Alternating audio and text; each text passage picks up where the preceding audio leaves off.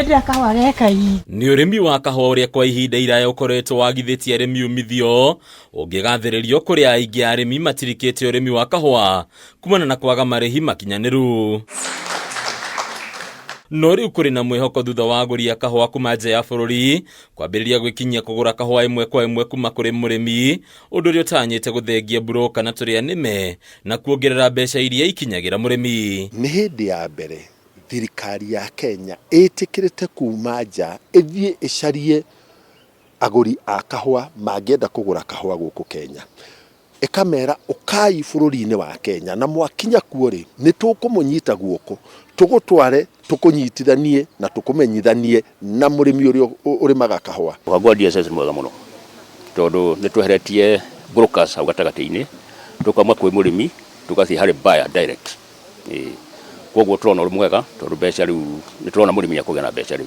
Kambuni 40 cia ũgũri wa kahũa kuma bũrũri wa Korea ya Muhuro ciuma gĩikaro-inĩ na arĩmi na arũgamĩrĩri a THOTHAITI itiganĩte kũrĩa iheanĩte kĩĩranĩro gĩa kũmatia ũiguano na mũrĩmi makĩria harĩ gũkinyanĩria marĩhi matarahinyĩrĩria mwena wothe. They will come and see and taste the true quality of Kenyan coffee and which will I believe promote consumer in Korea to get to the better quality of coffee themselves, which means they will have more attention to the Kenyan coffee. Mũrĩmi atũire ugaga atũire arĩ mũthiĩrwo ũgo tondũ kahũa gake arĩkia kũmithia kũrĩa factory gathiĩ kwa mira acokaga gũka akanĩrĩrwo bei.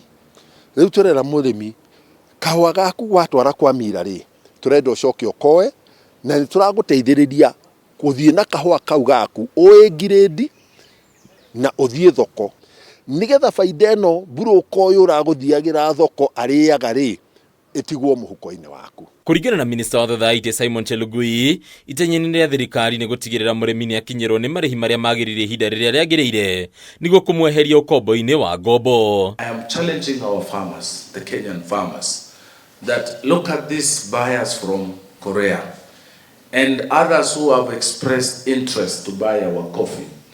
The owners, the responsibility is now with the Kenyan farmer. 80% of the Kenyan coffee is grown by small-scale producers who have an average of 2 acres of coffee. Small as it may be, this is coffee which is grown with passion. Arĩmi na atongoria THOTHAITI itiganĩte makagathĩrĩria wendia wa kahũa kao ĩmwe kwa ĩmwe makiorotereria umithio wao mũtaratara-inĩ ũyũ. The county government in our discussion have committed to support us through extension services so that the farmer from the same tree you can get 10 kilos. I've seen it elsewhere. It is possible to be done anywhere. Rĩrugĩra mũrĩmi wa kahũa nĩ acoke mũgũnda tũrĩbe kahũa rĩu nĩ gakũgĩa mbeca. Mũrĩmi akorwo akĩmenya rĩu mbeca nĩ igũka tondũ kũringana na hatũkinyĩte njĩra andũ ta Mathĩra North kahũa karĩa karachamirwo thĩinĩ wa Kenya ĩrĩa yothe harĩ kuma 150 arĩa marapikirwo nĩ andũ 30 that of them na ithuĩ tũrĩ Mathĩra North nĩ twatuĩkire kuma namba 1 nginya namba 10 hau gatagatĩ-inĩ.